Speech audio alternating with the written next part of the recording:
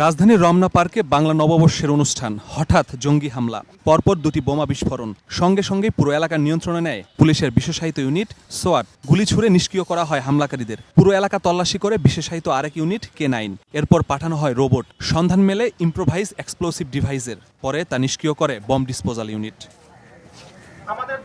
এভাবেই মহড়া চলছিল রমনা পার্কে। এবারের পহেলা বৈশাখ ঘিরে এমন নানা নিরাপত্তা প্রস্তুতি নিয়ে সংবাদ সম্মেলনে আসেন ভারপ্রাপ্ত ডিএমপি কমিশনার। জানান, ঢাকা মহানগরীকে 9টি সেক্টর ও 14টি সাব সেক্টরে ভাগ করে নিরাপত্তা ব্যবস্থা নেওয়া হয়েছে। সাদা পোশাকে সোয়াট, বোম ডিসপোজাল ইউনিট সহ ডিএমপি 6000 সদস্য মোতায়েন থাকবে। সিসি ক্যামেরা, ড্রোন সহ থাকবে নানা নজরদারি। অনুষ্ঠান স্থলের চারপাশে এবং শোভাযাত্রার রুটে পর্যাপ্ত পরিমাণ পিকেট, ফুট পেট্রোল এবং পুলিশের লাইনিং ব্যবস্থা থাকবে। ডিবি এবং সিডিটিসির পর্যাপ্ত সংখ্যক পুলিশ সদস্যগণ সাদা পোশাকে মোতায়েন থাকবে।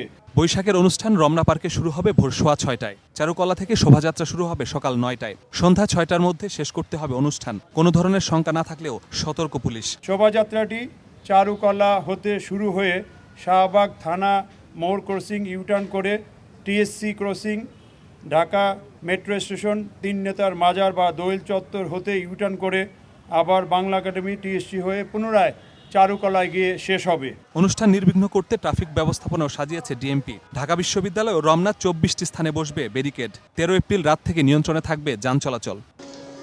এদিকে বৈশাখের প্রস্তুতি নিয়ে সংবাদ সম্মেলনে শঙ্কা ছাড়াই অনুষ্ঠান করতে চায় ছায়ানট। ভবনের হামলার ক্ষত ভুলে সহায়তা কামনা করে আইন শৃঙ্খলা বাহিনীর। বরাবরের মতোই অক্লান্ত সেবা দিচ্ছে আইন শৃঙ্খলা রক্ষাকারী বাহিনী ও গণপূর্ত অধিদপ্তর। আমরা নির্বিঘ্নে সংস্কৃতি চর্চা করতে চাই। বৈশাখের আয়োজনে পূর্ণ সহায়তা পাওয়ার আশা সংগঠনটির।